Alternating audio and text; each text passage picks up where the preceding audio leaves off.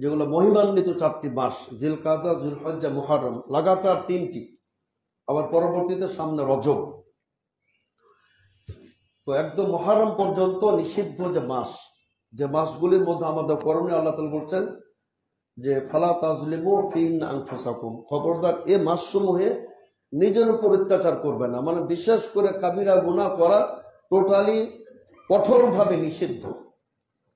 এজন্য আমাদের সকল প্রকার কাবিরা গুনাহ, এটা আমি আপনাদের শুধু স্মরণ করে দিতে চাই যে আমাদেরকে বর্জন করতে হবে। তার কারণ এই মাসসমূহে আপনার একটা পাপ কিন্তু অনেক গুণ, এটা মারাত্মক কাবিরা গুনাহ হয়ে যাবে। কিন্তু আমাদের মনে রাখতে হবে যে পাপ 2 প্রকার, যেটা আমরা প্রত্যেকে জানি, কাবায়ের এবং সগায়ের, মহাপাপ আর ক্ষুদ্র ক্ষুদ্র ছোট ছোট পাপ। কিন্তু করা না করার দিক দিয়েও কিন্তু পাপ 2 প্রকার। এক প্রকার পাপ হচ্ছে নিষিদ্ধ, করা যাবে না, আল্লাহ তাআলার কঠোরভাবে নিষিদ্ধ, মুহাররামাত মানহিয়াত আনহু, কিন্তু নাউযুবিল্লাহ আমরা করে ফেল দিচ্ছি। চুরি, ডাকাতি, জেনা, ব্যভিচার, মানব হত্যা, তারপর আপনার বহু রকমের যত নিষিদ্ধ, এগুলো আমরা করতেছি। এটা কিন্তু একটা মহাপাপ, এটা একটা পাপ। অপর প্রকারটি হচ্ছে যেগুলো আদিষ্ট, আল্লাহ তাআলা আদেশ করেছেন, আবশ্যক যেগুলো, সালাত আদায়, তাওহীদ, যাকাত, হজ, সিয়াম, পিতামাতার প্রতি সদ্ব্যবহার, মানুষের প্রতি সুন্দর আচরণ, এগুলো আমরা আবার লঙ্ঘন করি। তো 2 ভাবে কিন্তু আমরা কাবিরা গুনাহ বা সাগিরা গুনাহর মধ্যে লিপ্ত থাকি। যে কাজগুলো করা নিষিদ্ধ আমরা সেগুলো করে ফেলি, যেগুলো করা আবশ্যক সেগুলো আমরা আবার করি না। তো আমাদের সর্বদিক দিক দিয়ে আমাদের কিন্তু সচেতন থাকতে হবে যে আমরা নিষিদ্ধ কাজ করব না, আর যেগুলো আবশ্যক সেগুলো আমরা ছাড়বো না। এটা আমাদের সর্বদা লক্ষ্য রাখতে হবে। আর আমাদের রাসূল সাল্লাল্লাহু আলাইহি সাল্লাম, তিনি দেখুন, তিনি তো নিষ্পাপ ছিলেন। অতীত, বর্তমান, ভবিষ্যৎ, তার সারা জীবনের সমস্ত ভুল ত্রুটি আল্লাহ রাব্বুল আলামিন পূর্বে থেকেই ক্ষমা করে রেখেছিলেন, সুবহানাল্লাহ। তারপরেও তিনি এত ইবাদত করতেন, এত দীর্ঘ ইবাদত করতেন যে আপনার তাতাফাত্তারু কাদামাহু, বিশ্ব নবীর পা দুটি ফেটে যেত, এত দাঁড়িয়ে দীর্ঘ কিয়াম করতেন। আয়েশা রাদিয়াল্লাহু বলে, হে রাসূল সাল্লাল্লাহু আলাইহি ওয়াসাল্লাম, আপনি তো নিষ্পাপ, আপনি কেন এত ইবাদত করেন? তিনি কি বলেছিলেন? আফালা আকুনু আবদান শাকুরা, আমি কি আল্লাহর কৃতজ্ঞ বান্দা হব না? তিনি আমাকে এই মর্যাদা দিয়েছেন, মাকামে মাহমুদ দান করেছেন, খাতিমুন নবিয়্যিন করেছেন। তো আমার তো হক আছে, আল্লাহ তাআলার কিছু হক আমি আদায় করব। তো এই জন্যই সম্মানিত শ্রোতাবৃন্দ, আমরা যখনই পাপ করব আমরা কিন্তু আল্লাহর নিয়ামতকে অস্বীকার করব। পাপের মাধ্যমে, পাপাচারের মাধ্যমে আল্লাহ তাআলার নিয়ামতকে অস্বীকার করা হয়। তো এদিকে আমাদের লক্ষ্য রাখতে হবে। আমি আপনাদের সম্মুখে সূরাতুন নাহলের যে 112তম আয়াত পেশ করেছি, সেটার খবর কিছু বলবো ইনশাআল্লাহ। তারপর আমাদের জিলহজ মাস, যেটি পৃথিবীর শ্রেষ্ঠতম দিবসসমূহ, এই 10টি দিবস যেটা আল্লাহ পাক রব্বুল আলামিন যার শানে আয়াত অবতীর্ণ করেছেন, ওয়াল ফজর ওয়া লায়ালিন আশর, আল্লাহ রব্বুল আলামিন। তবে তার আগে আমি একটু ফিরে আসতে চাই সেই আয়াতে, যেখানে আল্লাহ রব্বুল আলামিন আমাদের স্মরণ করিয়ে দিচ্ছেন যে তোমরা যদি আল্লাহ তাআলা নিয়ামতের কুফরি করো, অস্বীকার করো, তবে কঠিন শাস্তি তোমাদের ভোগ করতে হবে। আল্লাহ রাব্বুল আলামিন তিনি বলছেন, ওয়া দারাবাল্লাহু মাসালান ক্বরিয়াতান কানাত আমিনাতাম মুতমাইন্নাহ। আল্লাহ বলছেন যে আল্লাহ রাব্বুল আলামিন একটা দৃষ্টান্ত দিচ্ছেন, উপমা দিচ্ছেন সেই একটি জনবসতির, একটি জনপদের, একটি এলাকার, যেটা কানাত আমিনাতান, অত্যন্ত সেটা নিরাপদ নগরী ছিল। বিশেষ মক্কা নগরীকে বলা হচ্ছে নিরাপদ নগরী, মুতমাইন্না, প্রশান্তির নগরী। ইয়াতিহা রিজকুহা রাগাদাম মিন কুল্লি মাকান, সারা পৃথিবী থেকে সেখানে পর্যাপ্ত পরিমাণ খাদ্য, শস্য, ফল ফলাদি সেখানে আসতো। কিন্তু ফাকাফারাত বিআনউমিল্লাহ, কিন্তু সেই অধিবাসী মক্কাবাসীগণ আল্লাহ তাআলার নিয়ামত সমূহকে অস্বীকার করলো, কুফরি করলো। বিশ্বনবী নবুয়ত, বিশ্বনবী রিসালাত, ইসলাম বিরাট নিয়ামত, এর চেয়ে পৃথিবীতে কোনো বড় নিয়ামত নেই। আল-ইয়াওমা আকমালতু লাকুম দীনাকুম ওয়া আতমামতু আলাইকুম নিয়ামাতি। এই নিয়ামতকে তারা অস্বীকার করলো, বিশ্বনবীকে অস্বীকার করলো, তাকযীব করলো, মিথ্যা আরোপ করলো এবং সাহাবা কেরামকে সীমাহীন নির্যাতন তারা করলো। তো আল্লাহ রাব্বুল আলামিন বলছেন যে যখন তারা আল্লাহ নিয়ামতগুলিকে অস্বীকার করলো, কুফরি করলো, ফাআযাকাহাল্লাহু, আল্লাহ তাদেরকে চাখিয়ে দিলেন, স্বাদ তাদের পাইয়ে দিলেন, লিবাসাল জুই ওয়াল খাউফি, ক্ষুধা এবং ভীতি, মুসিবত, বিমা কানু ইয়াসনাউন, তাদের কৃতকর্মের ফল। তো আল্লাহ তাআলা এখানে বলে দিয়েছেন যে মানুষ যখন আল্লাহ তাআলার নিয়ামতের অস্বীকার করবে, কুফরি করবে, তখন তাদের জন্য দুটি শাস্তি, একটা হলো ক্ষুধা, আরেকটি হচ্ছে ভয় ভীতি। সবসময় আপনাকে আতঙ্কে থাকতে হবে। আমি একটু স্মরণ করিয়ে দিতে চাই, তার কারণ এটা জুমার মেম্বার, এখান থেকে সব ধরনের বক্তব্য, সব ধরনের নির্দেশনা জাতির জন্য থাকতে হবে। বর্তমান কিন্তু আমরা আবার একটা অত্যন্ত কঠিন ক্রান্তিকাল অতিক্রম করছি। বাংলাদেশ কিন্তু একটি অস্থিতিশীলতা বিরাজ করছে সমগ্র বাংলাদেশে, আতঙ্ক জনমনে কি হতে যাচ্ছে। ফেসবুক দেখেন, পত্রপত্রিকা দেখেন, একটা জনমনে আতঙ্ক ছড়িয়ে যাচ্ছে বা ছড়িয়ে দেওয়া হচ্ছে। আমাদের করণীয় কি সম্মানিত শ্রোতাবৃন্দ? আমাদের করণীয় দেশের স্থিতিশীলতা, এটার পক্ষে আমাদের কাজ করতে হবে। আলহামদুলিল্লাহ এই 5ই আগস্টের পরে এটা কিন্তু একটা নিয়ামত ছিল। আমরা দেখেছি সেই আপনার স্বৈর শাসনের যে সীমাহীন নির্যাতন, সেটা তো অবর্ণনীয়। আমি সেদিকে যাব না বা কোনো রাজনৈতিক বক্তব্য আমি দিতে চাই না, কিন্তু একজন দেশের নাগরিক হিসাবে যে আমরা দেখেছি কি ধরনের নির্যাতন আলেম ওলামাদের প্রতি, আলেম ওলামাদের ফাঁসির কাস্টে শুধু নাই, তাদেরকে উলঙ্গ করে কিভাবে আপনার রিমান্ডে নিয়ে নির্যাতন, তারপরে আপনার বিডিআর হত্যারও বিভিন্ন আছে। আমি সেদিকেও আমি ওটা তদন্ত সাপেক্ষে কিন্তু হয়েছে ঘটনাগুলো, আমি সেদিকে বলতে চাচ্ছি। তারপরে আমরা এত সুন্দর একটা বাংলাদেশ অর্জন করলাম, পৃথিবীর global celebrity professor doctor Yunus, আমরা তাকে অত্যন্ত মর্যাদা দিলাম। বাংলাদেশের মধ্যে না সারা পৃথিবীর একজন সর্বজন শ্রদ্ধেয় জনপ্রিয় ব্যক্তিত্ব, কিন্তু আজকে কিন্তু তাকেও বিতর্কিত করা হচ্ছে অথবা তাকেও বিভ্রান্তির মধ্যে ফেলা হচ্ছে। আজকে বাংলাদেশে নারীবাদীরা তার প্রকাশ্যে মিছিল মিটিং করলো, আমার দেহ আমি যাকে ইচ্ছা তাকে দেবো, কিন্তু কোথায় তখন আমাদের জাতীয় নাগরিকের ছেলেরা? তোমরা তো প্রতিবাদ করো নাই, তোমরা তো বাধা প্রদান করো নাই। করিডোর নিয়ে একটা বিতর্কিত, কেন এটা উত্থাপন করা হবে? তো সামগ্রিকভাবে আমি বলতে চাই যে আমাদের একটা স্থিতিশীলতা, আর যে দেশে আপনার সরকার এবং সেনাবাহিনী, সশস্ত্র বাহিনীর মধ্যে বিরোধ থাকবে, ও দেশ কিন্তু ধ্বংস হয়ে যাবে। দেশ কখনো জানাতে পারবে না। কিন্তু আমরা আহ্বান জানাতে চাই, সরকার, সশস্ত্র বাহিনী, সেনাবাহিনী সুন্দর চমৎকার সংলাপের মাধ্যমে প্রত্যেক রাজনৈতিক দলের বা সবার যারা আপনার আমাদের ছাত্র জনতা আছে, সবার মধ্যে একটা বসে শান্তিপূর্ণ একটি সমাধান, নির্বাচন হবে না হবে, কবে হবে, একটা সমাধান থাকলে আমাদের দেশে এভাবে অশান্তি বিরাজ করতো না। নইলে আল্লাহ তাআলা বলছেন যে ক্ষুধা, পার্শ্ববর্তী দেশগুলি কিন্তু ওত পেতে আছে, ক্ষুধা এবং ভীতি, আতঙ্ক। একটা বোমা মারলেই তো আমাদের অবস্থা খারাপ। কেউ আমরা অশান্তি চাই না। এই যে ভারত পাকিস্তান যুদ্ধ হলো, আমরা অশান্তিতে ছিলাম, আমরা আতঙ্কে ছিলাম। তারপর আলহামদুলিল্লাহ এখানে পাকিস্তানের যদি সেভাবে বিজয়টা না হতো, তাহলে মুসলিমরা দেখতো পার্শ্ববর্তী বাংলাদেশ, ভারতের মুসলমানদের কি অবস্থাটা হতো। তারপর যুদ্ধ থেমে গেছে, আমরা আলহামদুলিল্লাহ। আমরাও চাই না আমাদের হিন্দু ভাইরা তারা নিহত হোক, এটা আমরাও চাই না, কিন্তু একটা যদি যুদ্ধ লাগিয়ে দেওয়া হয় তো অসংখ্য জনগণের তো মৃত্যু, তাদের ধ্বংস অনিবার্য। সুতরাং আমরা শান্তিপ্রিয় ভাবে, আমরা পৃথিবীটা একটি শান্তিময় পৃথিবী আমরা চাই।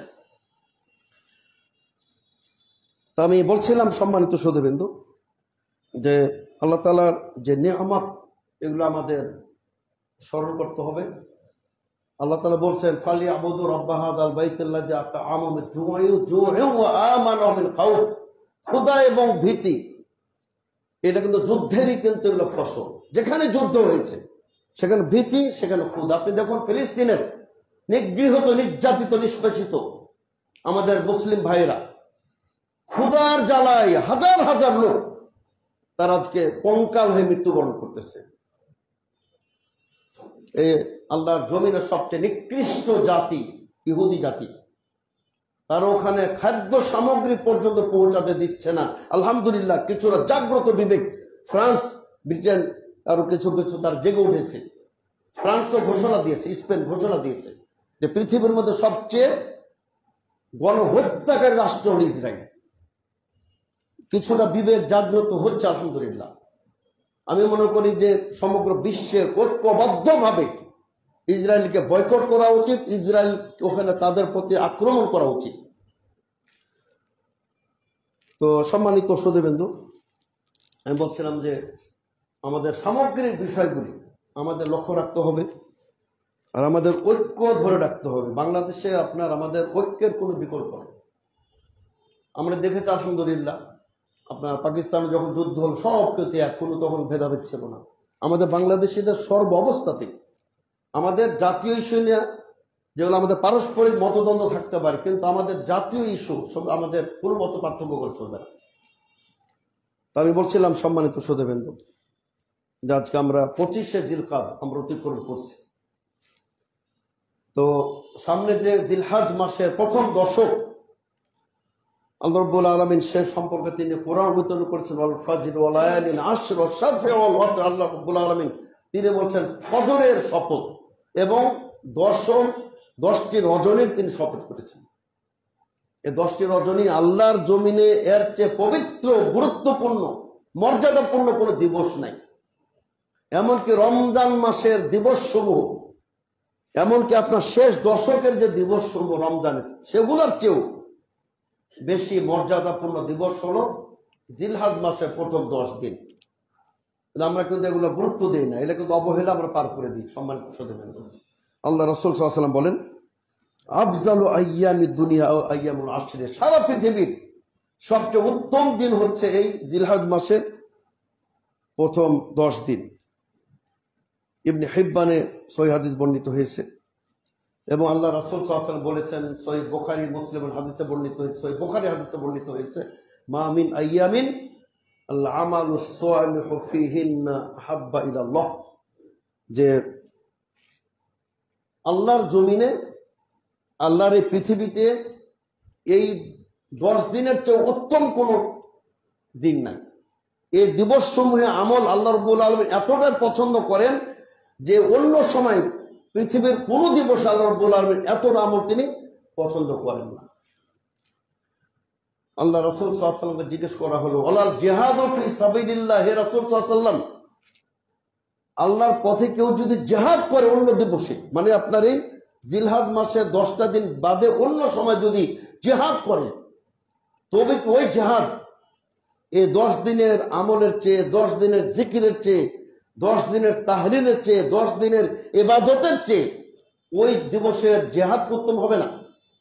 আল্লাহ রাসূল সাল্লাল্লাহু আলাইহি ওয়াসাল্লাম বললেন, লা ওয়ালাল জিহাদু ফি সাবিলিল্লাহ, আল্লাহর পথে জিহাদও অন্য দিবস করলে এই দিবসের আমলের উত্তম হতে পারে না। তবে হ্যাঁ, ওই ব্যক্তি খারাজা বিনাফসি ওয়া মালিহি, যে ব্যক্তি যুদ্ধের ময়দান বেরিয়ে পড়লো নিজের জীবন নিয়ে, ধন সম্পদ নিয়ে, মাল নিয়ে, তরবারি নিয়ে, কিন্তু সে খালি হাতে, সে তার কিছুই ফিরল না, তার জীবনটাও ফিরল না, মালটাও ফিরল না, মানে সে মৃত্যুবরণ করলো, শহীদ হয়ে গেল। কেবলমাত্র ওই শহীদ ব্যক্তি এই 10 দিনের ইবাদতের চেয়ে তার ইবাদতটা উত্তম হতে পারে। সুবহানাল্লাহ। তো এজন্য কিন্তু সম্মানিত সুধীবৃন্দ, আমরা বাংলাদেশের বুকে থেকে আমরা হাজীদের সাথে শরীক হতে পারি আলহামদুলিল্লাহ। আমরা বাংলাদেশের বুকে, আমাদের সবার পক্ষে প্রত্যেকবার হজ করা সম্ভব না, আমাদের সবার পক্ষে সে মিনায় গিয়ে কুরবানি করা সম্ভব না, কিন্তু আল্লাহ রাব্বুল আলামিন এতটা তিনি করুণাময়, কৃপানিধান, মেহেরবান যে তিনি আপনাকে ওই মর্যাদায় তিনি শামিল করে দিয়েছেন। সুবহানাল্লাহ। যে আপনি বাংলাদেশের বুকে এই 10 দিন কিছু ইবাদত করবেন, সুবহানাল্লাহ, আলহামদুলিল্লাহ, লা ইলাহা ইল্লাল্লাহ, আল্লাহু আকবার, এই জিকির আজগার গুলি পাঠ করবেন, কিছু ইবাদত করবেন, দান খায়রাত করবেন, সিয়াম রাখবেন। তো আল্লাহ রাব্বুল আলামিন আপনাকে হাজীদের সাথে তিনি শরীক করে দিয়েছেন, সুবহানাল্লাহ। আর এজন্যই সম্মানিত শ্রোতাবৃন্দ, আল্লাহ রাব্বুল আলামিন আপনার এই দিবস সময় এই 10টি দিনের তিনি শপথ করেছেন যে ওয়া লায়ালিন আশর ওয়াশ-শাফঈ ওয়াল ওয়াতর, জোর এবং বিজোড়। কে বলছেন জোর বলতে এখানে জিলহজ মাসের 10ম তারিখ যে দিবসে কুরবানি করা হয়, আর ওয়াতর বিজোড় মানে আরাফা দিবস। এই 10টি দিবসের মধ্যে সুবহানাল্লাহ ইয়াউমে আরাফা আবার ইয়াউমুল উযহিয়া মানে আপনার কুরবানি দিবস, দুটি মহান দিবস এই 10 তারিখের মধ্যে কিন্তু উপস্থিত, সম্মানিত শ্রোতাবৃন্দ। এবং যে স্থানে হজ সম্পাদন করা হয় আল্লাহ তাআলা সেই স্থানেরও শপথ করেছেন, ফালা উকসিমু বিহাদাল বালাদ, এই পবিত্র নগরীর আমি শপথ করে বলছি, সুবহানাল্লাহ। আল্লাহ রাব্বুল আলামিন স্বয়ং তিনি পবিত্র নগরীর মক্কা নগরীর তিনি শপথ করেছেন। তাহলে কতটা পবিত্র সেই বরকতময় জায়গা, যেখানে আপনার সালাত আদায় করলে 1 লক্ষ গুণ বেশি সওয়াব পাওয়া যায়, সুবহানাল্লাহ। আর এই যে সবচেয়ে গুরুত্বপূর্ণ যেটি হজ হচ্ছে আপনার এই পবিত্র দিবসগুলিতে। আর হজের ব্যাপারে তো আপনারা আমরা জানি ইসলামের একটি পঞ্চম অত্যন্ত শক্তিশালী একটি পিলার হজ, হজ্জু বাইতুল্লাহিল হারাম, যেটা ব্যাপারে আল্লাহ রাব্বুল আলামিন তিনি বলছেন যে ওয়ালিল্লাহি আলান নাসি হজ্জুল বাইতি মান ইসতাতা ইলাইহি সাবিল। আল্লাহ তাআলা বলেন প্রত্যেক সামর্থ্যবান ব্যক্তির উপর আল্লাহ তাআলার বাইতুল্লাহর হজ করাটা আল্লাহ রাব্বুল আলামিন ফরজ করে দিয়েছেন, আবশ্যক তিনি করে দিয়েছেন। আর আপনার মর্যাদার বিষয়গুলো দেখুন যে আল্লাহ রাসূল সাল্লাল্লাহু আলাইহি ওয়াসাল্লাম তিনি বলছেন, ইয়া আইয়ুহান নাস কাদ ফারাদাল্লাহু আলাইকুমুল হাজ্জা ফাহুজ্জু, হে মানব মণ্ডলী, আল্লাহ রাব্বুল আলামিন তোমাদের উপর হজ ফরজ করে দিয়েছে, সুতরাং তোমরা হজ আদায় করবে। আর হজের মর্যাদা নিয়ে কথা বললে সম্মানিত শ্রোতাবৃন্দ 2-3টা হাদিস যথেষ্ট, এতই মানে গুরুত্বপূর্ণ হাদিস, অর্থবহ ব্যাপক হাদিস, একটা হাদিসে আপনার বিশাল একটা মর্যাদা বর্ণনা করে দেওয়া হয়েছে। যেমন আপনার দেখুন সহিহ মুসলিমের হাদিস, আল হাজ্জু ইয়াহদিমু মা কানা ক্বাবলাহু, সুবহানাল্লাহ। আল্লাহ রাসূল সাল্লাল্লাহু আলাইহি ওয়াসাল্লাম বলেন হজ ইয়াহদিমু মা কানা ক্বাবলাহু, একজন ব্যক্তির হজ আদায়কারীর ব্যক্তির জীবনের অতীতের যত পাপ আছে সমস্ত পাপকে হজ নিশ্চিহ্ন করে দেয়, মিটিয়ে দেয়, পাপগুলিকে মিটিয়ে দিবে হজ, সুবহানাল্লাহ। এবং বিশ্বনবী বলেন মান হাজ্জা লিল্লাহ, যে ব্যক্তি আল্লাহর উদ্দেশ্যে হজ করবে, ফালাম ইয়াফসুক ওয়ালাম ইয়ারফুস ওয়ালাম ইয়াফসুক রাজাআ কা ইয়াউমিন ওয়ালাদাতহু উম্মুহু, যে ব্যক্তি আল্লাহর উদ্দেশ্যে হজ করবে আর হজ সম্পাদনকালীন সময়ে কোনো প্রকার অশ্লীলতা করবে না, যৌনাচার করবে না, এমনকি ইহরাম অবস্থায় নিজের বিবাহিত স্ত্রীর সাথেও সে মিলিত হবে না, এবং কোনো প্রকার মানে আপনার অশ্লীল বাক্য বলবে না, ওয়ালাম ইয়াফসুক খারাপ আচরণ করবে না, কাউকে কষ্ট দেবে না, গালাগালি করবে না। আল্লাহ রাসূল সাল্লাল্লাহু আলাইহি ওয়াসাল্লাম বলছেন রাজাআ কা ইয়াউমিন ওয়ালাদাতহু উম্মুহু, কেমন ভাবে নিষ্পাপ হয়ে বের হয়ে আসবে যেন সদ্যই আজকেই তার মা তাকে ভূমিষ্ঠ করেছে, সুবহানাল্লাহ। এত নিষ্পাপ হয়ে যাবে সে। সুতরাং এই বিশাল আমলগুলি এটা কিন্তু যেমন মর্যাদাপূর্ণ তেমন কিন্তু দুরূহ, অত্যন্ত কঠিন। কিন্তু তার কারণ আপনি নিজেকে জিজ্ঞেস করুন, আপনি হজ করতে গিয়ে হজের ময়দানে হজকালীন সময় আপনি কত লোকের সাথে ঝগড়া করেন, আপনার হোটেল ভালো হয় নাই, উঁচুতে হয়ে গেছে, দূরে হয়ে গেছে, তারপরে টাকা পয়সা নিয়ে আমরা বিভিন্ন আপনার ঝগড়ায় বাদানুবাদে লিপ্ত হয়ে যাই। ফালা রফাসা ওয়ালা ফুসুক ওয়ালা জেদাল, আল্লাহ বলছেন কোনো ঝগড়া চলবে না সেখানে। আমরা যদি পরিপূর্ণ আল্লাহকে উদ্দেশ্য করে এবং আমরা যদি হজ্জে মাবরুর পেতে চাই, আমাদের আলহামদুলিল্লাহ অনেক হজে গেছেন, যাচ্ছেন, মনে রাখতে হবে আমাদের জীবনের সবচেয়ে বড় কাঙ্ক্ষিত সবচেয়ে বড় লক্ষ্য হলো যে হজ্জে মাবরুর লাভ করা। আর আল হজ্জুল মাবরুর সহিহ বুখারী মুসলিমের হাদিস, লাইসা লাহু জাযা ইল্লাল জান্নাহ, কেবলমাত্র তার প্রতিদান হল জান্নাত, নিশ্চিত জান্নাত হজ্জে মাবরুর যদি হয়ে যায়। তো হজ্জে মাবরুর যদি আপনি করতে চান, পেতে চান সম্মানিত সুধীবৃন্দু, তো প্রথম শর্তই হলো যে বিশ্বনবীর তরিকাতে আপনাকে হজ করতে হবে। বিশ্বনবীর তরিকাতে হজ করতে হবে। আমাদের হাদিস সাহেবদের অনেক ত্রুটি, তারা আপনার অনেকেই মিকাত পার হয়ে তার ইহরাম করতেছে, জানেও না। অনেকে মিকাত পার হয়ে ইহরাম করতেছে, অনেকে এখান থেকে ইহরাম বেঁধে নিচ্ছে।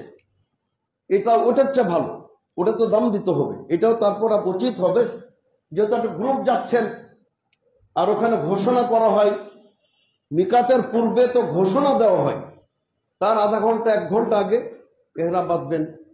এহরাম হলো নিয়ত, যে আমি হজের নিয়ত করে ফেললাম, তারপর তালবিয়াটা পাঠ করব, লব্বাইক আল্লাহুম্মা লব্বাইক, লব্বাইক লা শারীকা লাক লব্বাইক, ইন্নাল হামদা ওয়ান নি'মাতা লাক ওয়াল মুলক লা শারীকা লাক। বিশ্বনবী বলেন যে তালবিয়া যখন পাঠ করা হয়, আশেপাশের গাছপালা, পাথর, সমস্ত প্রকৃতি এই ব্যক্তির সপক্ষে কিয়ামত দিবসে সাক্ষী প্রদান করবে। সুবহানাল্লাহ। তো এই জন্য সম্মানিত শ্রোতাবৃন্দ, আমাদের হজকে ইবাদত মনে করেই করতে হবে। আমরা অনেকে ট্র্যাডিশন মনে করে করি, কালচার মনে করে করি, সামাজিক একটা প্রথা মনে করে আমরা করি। এজন্য আপনার আল্লাহ রাব্বুল আলামিন ফার্স্টে শর্ত দিয়েছেন ইখলাস, ওয়ালিল্লাহি আলান নাস, আল্লাহর উদ্দেশ্যে। তো আল্লাহর উদ্দেশ্যে যদি আপনি হজ না করেন, এমনকি আপনার মানে যদি হারাম উপার্জন হজ করে, এমন হাদিস আসছে যখন মানুষ বলবে লব্বাইক আল্লাহুম্মা লব্বাইক, আল্লাহ তাআলা লা লব্বাইক ওয়ালা সাআদাক, যাও বান্দা তোমার কোনো লব্বাইকের দরকার নেই, তুমি ফিরে যাও। তোমার হারাম উপার্জন বা তুমি খারাপ উদ্দেশ্যে এসেছো, তুমি পৃথিবীতে সম্মান অর্জন করবে, নির্বাচনে দাঁড়াবে, হাদিস সাহেব না বলে তোমার মন খারাপ হয়ে যায়। এই যে আপনার অবস্থাগুলো আমাদের সম্মানিত শ্রোতাবৃন্দ, আমাদের এদিক দিয়ে খুব সচেতন থাকতে হবে। আল্লাহ রাসূল সাল্লাল্লাহু আলাইহি ওয়াসাল্লাম বলেন, নাসাইর হাদিস, ও আব্দুল্লাহ সালাস, আল্লাহ তাআলা বিশেষ প্রতিনিধি, আল্লাহ তাআলা মেহমান 3 শ্রেণীর লোক। আল্লাহ তাআলা বিশেষ মেহমান, আল্লাহ তাআলার দায়িত্বে তাদের আতিথ্যতা 3 শ্রেণীর লোক। আব্দুল্লাহ সালাস, 1 নম্বর হচ্ছে আপনার আল গাজী, যুদ্ধের ময়দানে গেছে আল্লাহর উদ্দেশ্যে, আল্লাহর দ্বীনকে সমুন্নত করার মহান লক্ষ্যে যুদ্ধের ময়দানে গেছে। এই ব্যক্তির যাবতীয় দায়িত্ব আল্লাহ রাব্বুল আলামিনের। মারা গেলে তো সে আরো মর্যাদাপূর্ণ, শহীদ হয়ে গেল।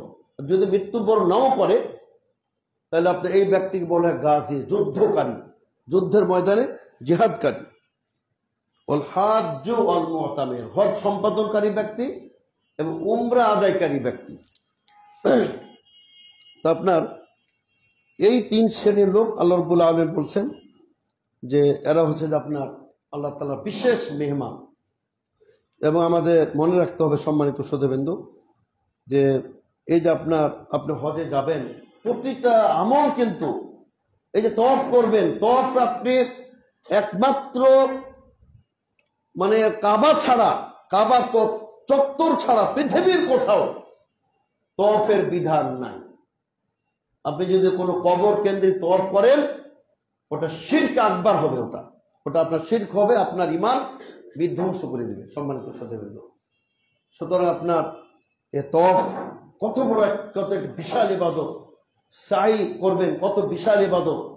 আর আপনার এই যে প্রত্যেকটা আপনার যে শাইর, আল্লাহ তাআলার নিদর্শনগুলি, প্রত্যেকটা আপনার বাইতুল্লাহ শরীফে একটা আল্লাহর বিরাট নিদর্শন, মাকামে মাহমুদ বিরাট নিদর্শন, সাফা মারওয়া বিরাট আল্লাহর শাইর, আল্লাহর নিদর্শন, মিনা বিরাট একটা আল্লাহ নিদর্শন, মুজদালিফা আল্লাহ বিরাট নিদর্শন, তারপর আপনার আরাফা বিরাট আল্লাহ নিদর্শন।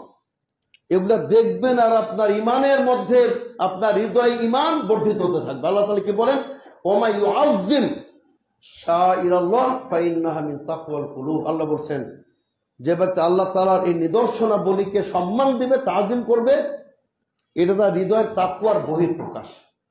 তার ভিতরে যে তাকওয়া আছে, এটি তার প্রমাণ যে সে সাফা মারওয়া দেখলে সে তার মধ্যে একটা পরিবর্তন জাগে, মিনা দেখলে তার মধ্যে একটা পরিবর্তন জাগে।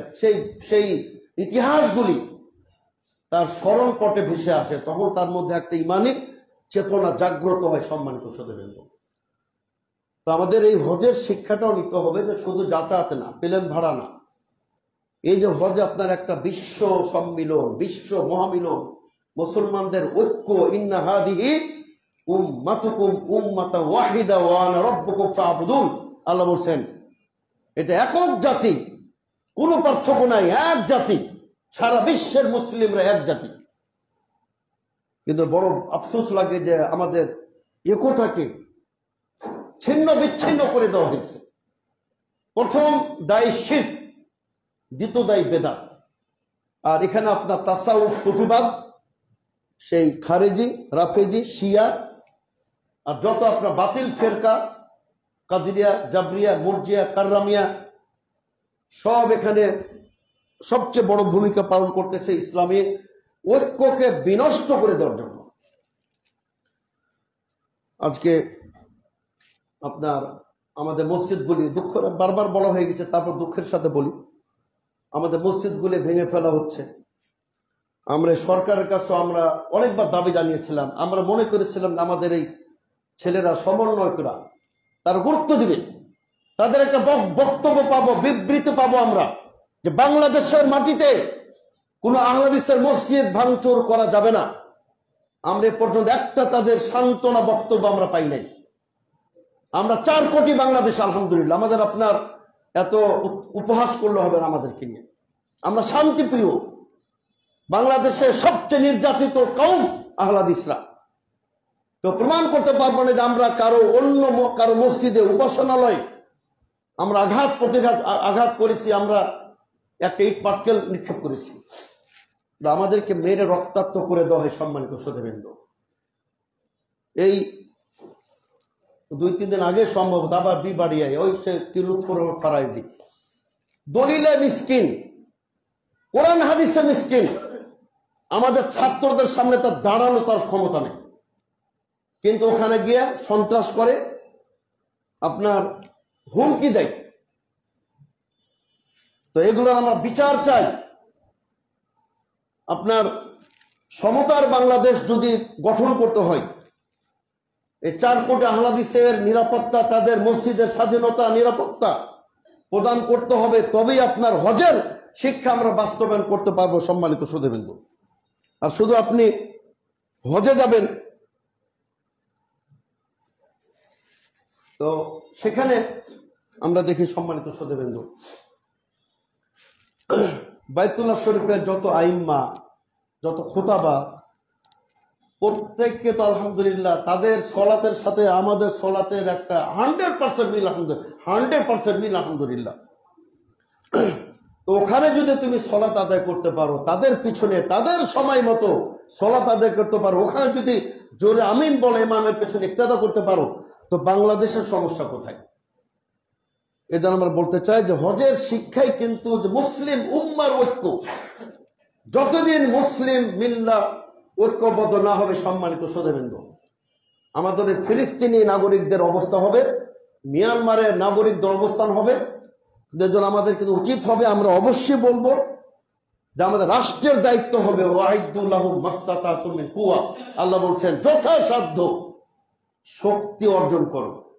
এজন্য আমাদের রাষ্ট্রকে গুরুত্ব দিতে হবে, যে আমাদেরও আপনার অত্যন্ত শক্তিশালী ক্ষেপণাস্ত্র, শক্তিশালী যুদ্ধ বিমান, এগুলো আমাদের সরকারকে এগুলা ক্রয় করতে হবে, মজুদ রাখতে হবে, সৈন্যবাহিনীকে প্রস্তুত করতে হবে, ট্রেনিং দিতে হবে। সম্মানিত শ্রোতাবৃন্দ, এটাই কিন্তু আমরা বলবো যে হজের শিক্ষা। আল্লাহ রাসূল সাল্লাল্লাহু আলাইহি ওয়াসাল্লাম বলছেন আলা ইন্নাল কুওয়া রামিউ, আলা ইন্নাল কুওয়া রামিউ, আলা ইন্নাল কুওয়া রামিউ। আল্লাহ রাসূল সাল্লাল্লাহু আলাইহি ওয়াসাল্লাম বলে, জেনে রাখো সবচেয়ে আসল শক্তি হলো আর রামিউ মানে নিক্ষেপ, উৎক্ষেপণ করা, যেটা ক্ষেপণাস্ত্র। দেখুন ইসলাম এবং আল্লাহ রাসূল সাল্লাল্লাহু আলাইহি ওয়াসাল্লাম কতটা বিজ্ঞানসম্মত, কতটা আধুনিক ইসলাম। এখানে তীর বলা হয়নি। আপনি বলতে ইসলাম তীরের কথা বলেছে, তীর তো নাহি 100 গজ 500 গজই তার গন্তব্য, কিন্তু ইসলাম এখানে তীর বলে না, রামিও বলেছে, মানে যেটা নিক্ষেপ করা হয়। যত ক্ষেপণাস্ত্র পৃথিবীতে সবগুলাই কিন্তু আপনার এই আর রামিওর মধ্যে পড়ে যাবে। এজন্য আমাদের সরকারের দায়িত্ব, সম্মানিত শ্রোতাবৃন্দ, যে আমাদের একটি শক্তিশালী রাষ্ট্র, তার আপনার আকাশ তার নিরাপত্তা, তার জমিনের নিরাপত্তা, সব কিছুর শক্তিশালী নিরাপত্তা হবে। তো সম্মানিত সুধীবৃন্দু, আসুন আমরা এই পবিত্র হজের সময় আমরা বিশেষ করে আমি বলবো যে যারা যাচ্ছেন আলহামদুলিল্লাহ, আপনারা এই উদ্দেশ্যে যাবেন যে আপনি যেন নিষ্পাপ হয়ে আসতে পারেন।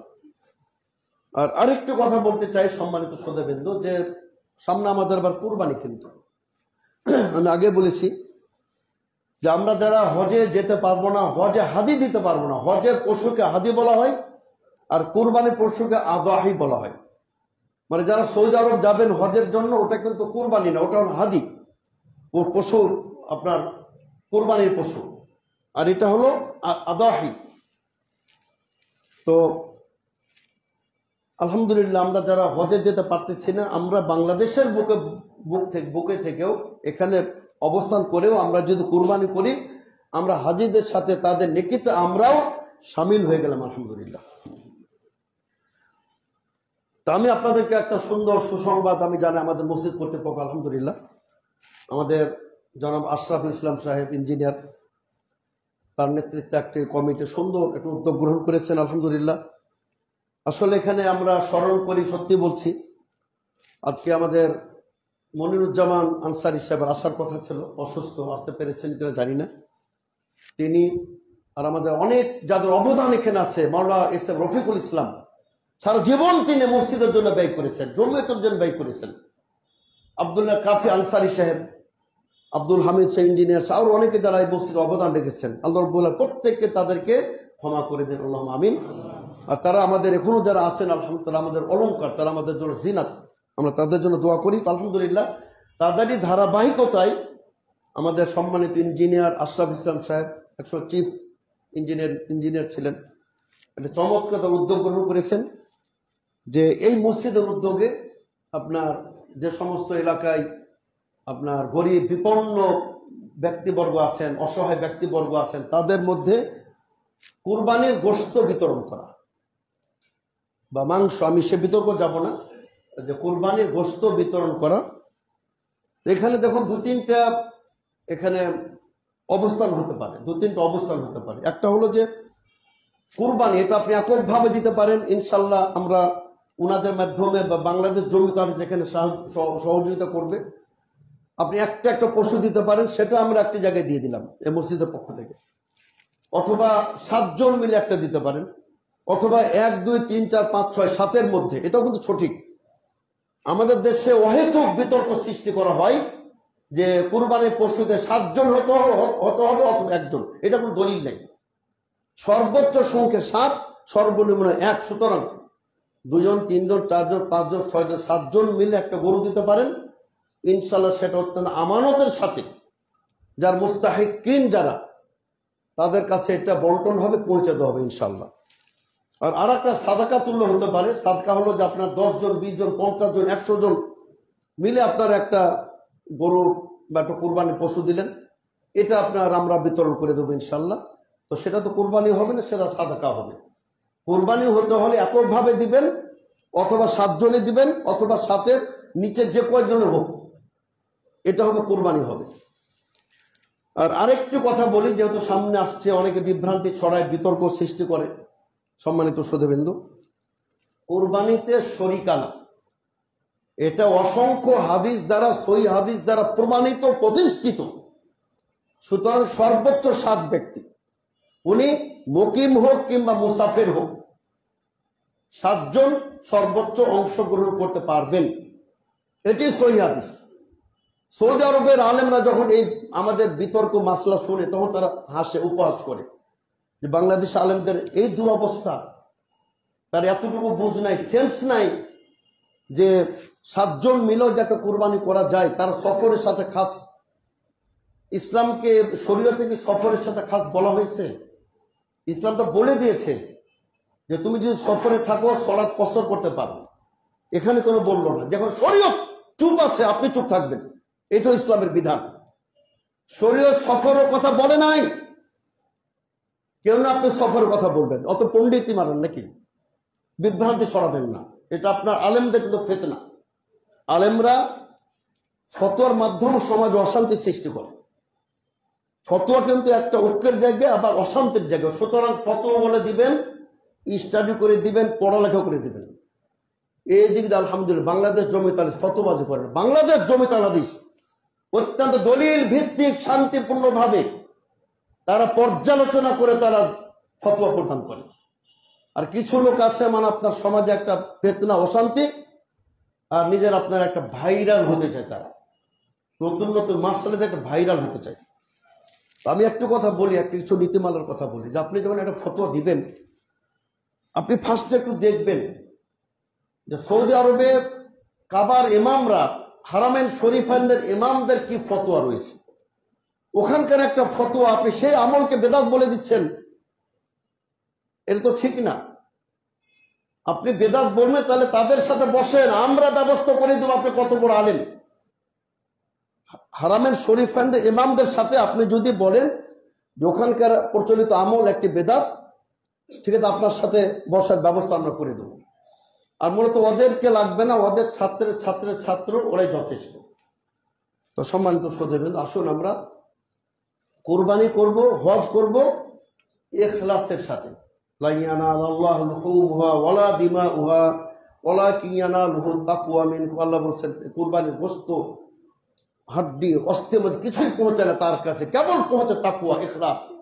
আল্লাহ তাআলা আমাদের সকলকে সম্মানিত শ্রোতাবৃন্দ ইখলাসের সাথে তাকওয়া ভিত্তিক আল্লাহ রাব্বুল আলামিন আমাদেরকে হজ, কুরবানি এবং আমাদের সমস্ত আমল করার তৌফিক দান করুন। আল্লাহুম্মা আমিন। বারাকাল্লাহু লানা ওয়া লাকুম ফিল কুরআনিল আযীম ওয়া নাফা'না ওয়া ইয়্যাকুম বিল আয়াতিল মুতাহহারা ওয়া যিকরিল হাকীম। ইন্নাহু তাআলা জাওয়াদুন কারীমুম মালিকুম বাররাউফুর রহিম।